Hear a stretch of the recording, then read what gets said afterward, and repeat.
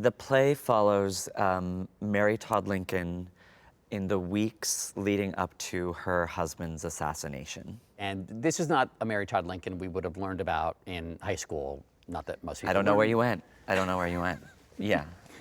No, this is my interpretation of what happened, what really happened. You've said that this is basically your story. Mm-hmm. What do you mean? I mean, it's about someone who is, it's about someone who has a dream. Well, it's about all the characters have dreams that no one around them understands. And every character has a passion that is deeply embarrassing to them. So this Mary Todd Lincoln is an aspiring cabaret star. Yeah, a former cabaret performer aspiring to get back into cabaret. Meanwhile, her husband is just wrapping up the Civil War. Right. And so he's more concerned with keeping the country together. You know, he's very unpopular at this point, which I believe is actually true from history. The South hated him, half the North did hate him as well. Right, and when he mentions the South, Mary says... The South of what? Yeah. Because she's focused. She's focused. She's got a goal. She's got a goal, she's got a passion. And, you know, there is I glibly say that, you know, I did no research for this. And, you know, and that's just sort of my talk show anecdote. Uh-huh. But I was inspired by stuff that I read about her, she would come to New York to go on shopping sprees. Yeah. And the nation was furious with her because she was, you know, they were in the middle of a war, and she was coming to New York, spending all this money on furniture and clothing to redecorate, and I just really related to that. To that kind of mania? Yeah, partly mania, but also what else? What was she supposed to do? Mm-hmm.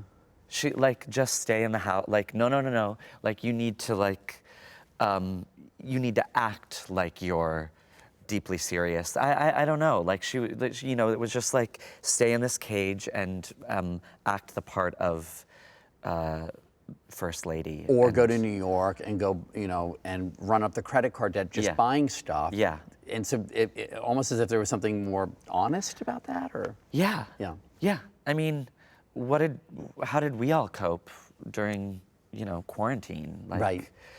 Ordering stuff online, you know, running up credit card bills to, you know, get some sort of TikTok foot massager that everyone was raving about for 7 seconds.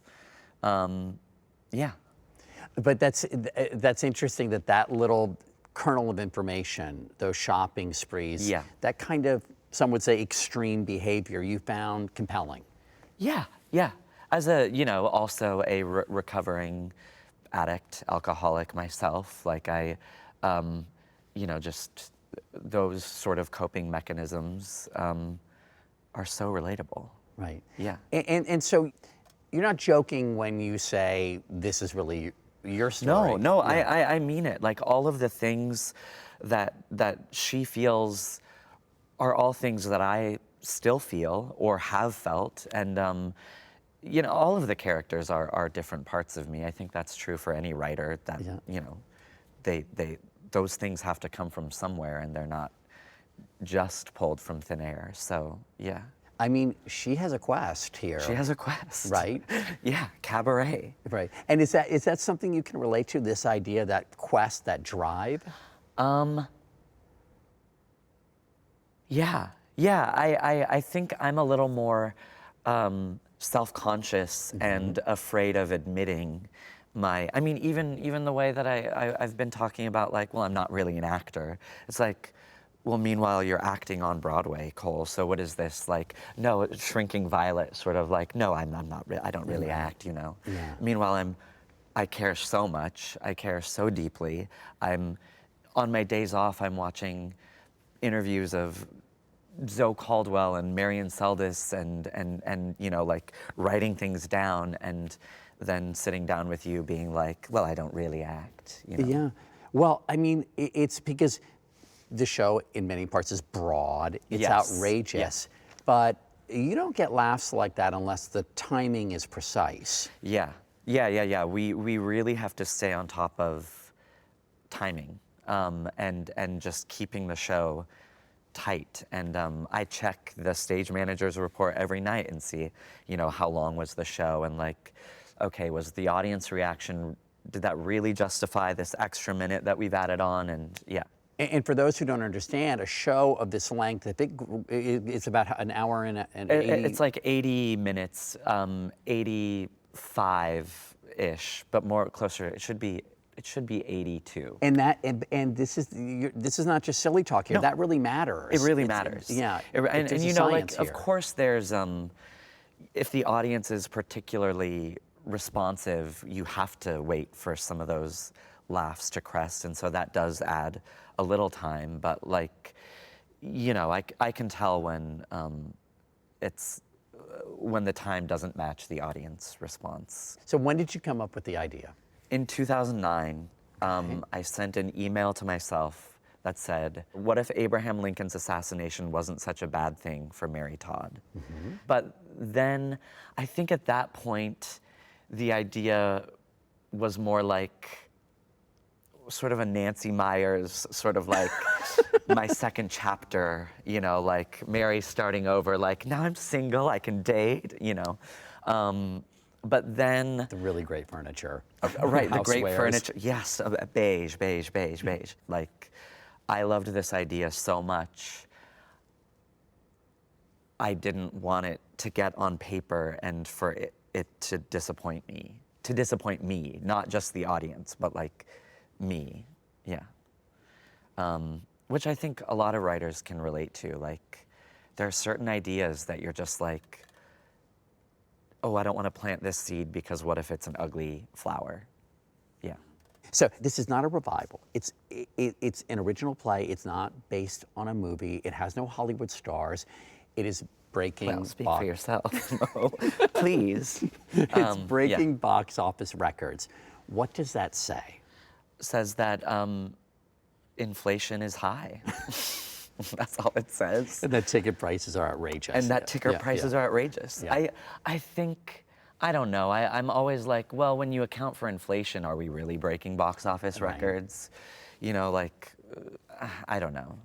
But the point is, it's a hit. But the point is, it's a big hit. And I don't know, I don't want to lead you anywhere, but does it say something about being, is the word uncompromising, or I don't know, being true to your vision and not, you know, I want to use this line, it's a crowd pleaser, but there's nothing crowdsourced about it, right? Who said that? I'm saying it. You're saying I it. want to jam it into Write the piece that down. somehow. Yeah. I already have. Yeah, okay. But it's true, though. There's no, you don't come to see this show and go, oh, there were layers and layers of development people that were saying, no, you've got to tweak it for this audience and do this for that audience. No. And I like, yeah, there is something special about the fact that I wrote this, like I said, like, just for me and my friends and for my audience that I've had in downtown venues and stuff. And the fact that it's successful is, I don't know, it makes it that much sweeter. It really does. But you know, it could have gone the other way. Like, you know, like it could have tanked, and then we would be having the conversation of like, well, you've got to compromise a little bit, and you know, it's just, there's no accounting for taste. Right. Yeah. So there was never a time where you thought, I need to be more like this person to make people respond to me. No, I mean, because if it has to be funny to me, it would be like trying to speak German when I don't actually know any German. You know, like it has to make me laugh in order for it to even have a chance of making someone else laugh. Right. Yeah. Because the audience can sniff out. Yeah. Probably. They've got good noses. Right. Yeah. Right. So you've always been that way. I think so. Yeah. Yeah. Where did you grow up? Rural Oregon, Clatskanie, Oregon, birthplace of Give me a clue. Ray. Ray Bolger? No. Ray Bradbury. Closer. Okay, Ray. Ray. Walston. Ray. Wait, it's Oregon, rural, dark, alcoholic, alcoholic or bucolic? alcoholic, and bucolic. So an alcoholic rural Oregonian. Yes. Ray. Writer. Ray. Oh God, this is so Ray, embarrassing. It's not Ray Bradbury. It's Ray. What's the first letter? Raymond Carver. Raymond Carver. Right. Yeah. Okay. Yeah. Who I actually, I actually see a lot of similarities in us. Are you serious? Yeah. Yeah. How so? Just, I mean, alcoholism and the sort of, just the sort of dark confusion over and rejection of conventions. I don't know. Yeah, I do feel a spiritual sort of connection. And what kind of a town is it, or was it? It's gone now. I'm kidding. Oh my God, they're gonna come after me. It's about like 1,800 people. It's in the middle of the woods, basically. If you've ever gone from Portland to the coast, you've probably stopped for gas there. Gray, rainy, home. And is it true that your family lived in a trailer? Yeah. Okay. From what? No, that I'm afraid is a lie that the An embellishment. MGM put out to build my story. No, when I was maybe 5 years old, my father chased us out of the home with a shotgun. He was having some sort of alcoholic, manic break and thought that there were people after him. And so he chased my mother, my brother, and I out of the trailer, and then we moved out and didn't come back. And at that point, did you start spending a lot more time with your grandmother? Yes, yeah, we moved in with my grandmother, and you know, it's that weird, like, childhood thing of like, at the time I was like, oh yay, we get to go live at grandma's house. So then her and I shared a bedroom, and I remember that's when she taught me to read. And That's a big deal. Yeah. I mean, Yeah. Yeah, right. Yeah, and I loved, she had Alzheimer's, and she was in the beginning stages of Alzheimer's, so she would repeat stories a lot, and but I loved them. I loved her stories, and I realize now that when she would tell these stories, we were like meeting in the middle of her memory. Like, she was living out the fantasy of her childhood, and I was also living out my fantasy of being a young girl on a farm in Alberta. And so, I don't know, it's... And you didn't mind that she was repeating the stories? No. It was like, I loved it. And because she would remember certain details in a new telling, or like leave something out, and then I got to be like, you know, and you were wearing a dress, right, Grandma? And yeah. And is it right that she gave you a Barbie when you were 5? Yeah, she gave me my first Barbie. Yeah. She was very, maybe it was a symptom of her dementia, but just completely took me at face value. There was nothing, like, when I was doing something that wasn't like not what boys were supposed to do. You know? saw some apprehension. Apprehension or concern, or like, you know, looking around to make sure, you know, no one was looking. But she just accepted at face value. Yeah. When I was 11 years old, I booked my first professional acting job in Grapes of Wrath at Longview Stageworks, and I played Winfield Joad. I had 2 lines, hello, and Ma, look, over there. And God, my voice rang out when I did that. I was about to say, it's you still really there. did you project like that as a kid? I'm sure I did. I'm sure I did. Yeah. And I also was really proud. I came up with this one bit. The family is saying grace, and one day, I like opened one eye and snuck a piece of food off of my plate, coming up with some comic stage business. It's business. That's Business, right. yeah. That's great. I Yeah. love that a bit. But it was in a town that was like 30 miles away from my home, and like during tech week, late nights, my mom couldn't come pick me up, so I stayed at my grandmother's nursing home with her, and that was so odd. I wonder now, like, what the rest of the cast of adults thought. Like, they would give me rides after, and I wonder what they thought dropping me off at a nursing home. Right. And I know one of them was buying you meals. Yeah, the woman that played Rosa Sharon, her name was Susan. Oh God. Everyone's crying in interviews nowadays. I think we all just want to feel something. But she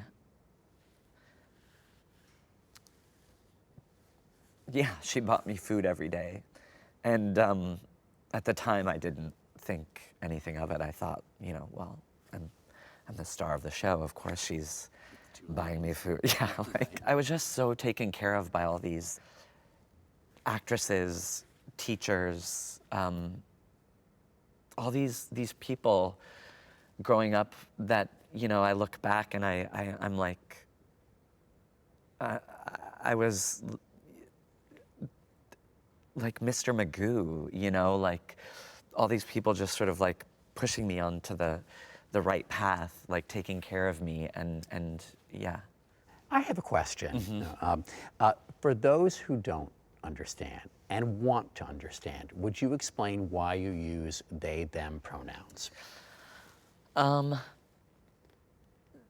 I have always felt not male, not female. And, it's funny because there are, recently I saw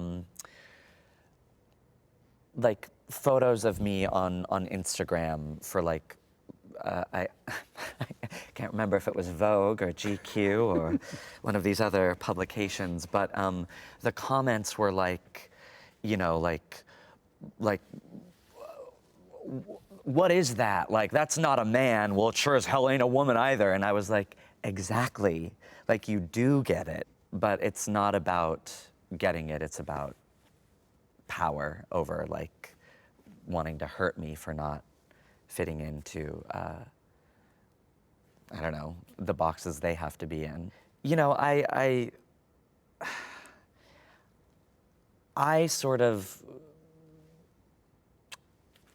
I just sort of bristle when I read him in print, or like young man or boy or whatever in reference to myself. It just sort of takes me a second to like be like, oh, me, that's me. But now that they, them pronouns are more of a thing, More in usage. more in usage, I was like, that fits me more. That feels more in line with how I see myself. I'm not someone who's like angry when people get it wrong. I certainly understand when people do feel hurt by that. For me, it's more of a clarification than an identity. I sort of see myself outside of gender, really. And so I don't feel like militant about,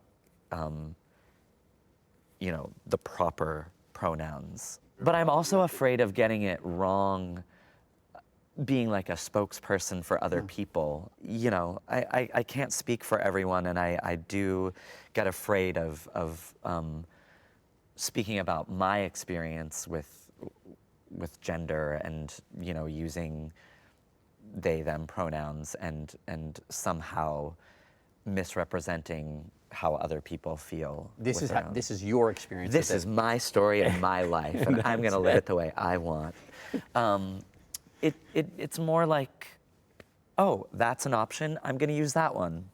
Thank you. So after you moved to New York, you had some pretty lean years. I mean, you were dressing up as Clifford the Red Dog. Yes. At one point, was that right? For fun. No, I worked at the Scholastic bookstore in Soho. I played Clifford the Big Red Dog at children's birthday parties, and I was a cashier. And then I was mugged and beaten twice in 1 month. The second time at gunpoint, and then the second time was really like Very serious. Oh, very, very serious. One guy, they knocked me to the ground, and one guy held a gun to my head while the other guy kicked my teeth in to the point that they were loose, and I had to go to the hospital, and I didn't really know anyone in New York at that point. I had 2 friends who I was, vaguely close with. That it was a really bad time. So I left New York. You went back to Oregon. Went back to Oregon. Yeah. I lived on my mother's couch long enough to see Jane Seymour on Dancing with the Stars. Did she win? I don't think so. Okay. But I know her mother died, and she, and the show went on, and she did was it a foxtrot or a waltz in her honor? I think it was I don't know. It wasn't a Paso Doble. I don't think it was a Paso Doble. We have fact checkers. We We're a have the news fact checkers. organization. Okay, But anyway, please. go on. A ticker at the bottom. I was gonna go back to community college there. But actually, I stepped on you right there. Here's that thought. But you mean that, that Jane Seymour went on even though her mother had died? Yes. Could you continue that thought, sir? No, I just remember that was one of the things that I was watching at the time. I was obviously in shock and going through a lot. And that's all I really remember is watching. So it wasn't like you were inspired. No, by no, that. no, no, I'm that- so we're sorry. Not gonna use Oh, yeah, that don't then. use that. that, would have been don't great. I thought it was And I like thought if she can waltz, I can get back to New York. Jane, oh my God, she's here. Yeah, Yes. You flew her in because you knew this story. I'm going back a little bit more in time because I missed one thing I wanted to get to, which is when you were a kid in Oregon, did Broadway seem like another planet? Yeah, it was never even a possibility. You might as well have said the moon. Yeah, And the moon was at least I could see at night. It's so rare that I get to ask this on CBS Sunday Morning, but you've been described as a demon twink. What is that, and do you? You interviewed Mitzi Gaynor. I didn't you? did. Yeah. Well, okay. You didn't ask her about being a demon twink? Right. I Yeah. should have. You should and it's have. too late now. but what is a demon twink, and do you accept the charge? That is for the critics to decide, and for the Tony voters to decide. Whether or not I'm a demon twink, that's not a label one can give oneself. Right. And, usually I would end this interview asking, what's next for Cole Escola? But instead I'm going to ask you, who's the next First Lady you're going to play? Oh my God. I think the next thing that I do will have to be so different from this. But if I was forced, if it was like you have to choose from these First Ladies, was it Buchanan's first lady? That was his niece. Harriet Lane Buchanan was his niece. Yes. Right, because he was our only bachelor president. Bachelor, right? confirmed yeah. bachelor And I've been president. to his house. You have? Yeah. Oh yeah. Oh, sure. Wheatland. Fire Island. That's his summer house. His regular house is Wheatland. It's in Lancaster, Pennsylvania, and he has an outhouse with 5 holes. I'm telling you, it's completely true. This place is, but it's a nice house. But I mean, that's fascinating to me. Like first niece. Yeah. You know, there's sort of an Emily in Paris quality. That doesn't sound like a play to me. That's more of like a mini series, like. Harriet Lane Buchanan in London. Yeah. Yeah. Okay. Yeah. I helped give you that idea.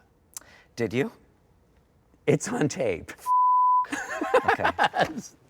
This is it. It's not home, but it's much. Yeah. Did you design this? No, Amy Sedaris decorated this. Oh, careful. Amy Sedaris and Liz Wolfe, who owns Kier Thrift Shop, decorated this whole thing. Like, I said I wanted like a 30s actress dressing room. It feels like something you could picture Glynis Johns in. And Amy was really disappointed because she wanted to make it a sick room, like a hospital bed. Yeah.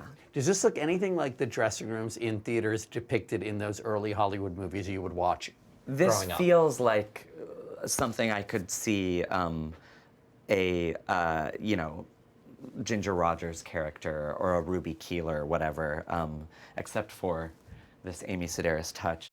My inspiration here, my Marie Dressler memoir, Billy Burke, and yeah. So, Marie Dressler, Billy Burke, these were big stars at one point. Big stars, yeah.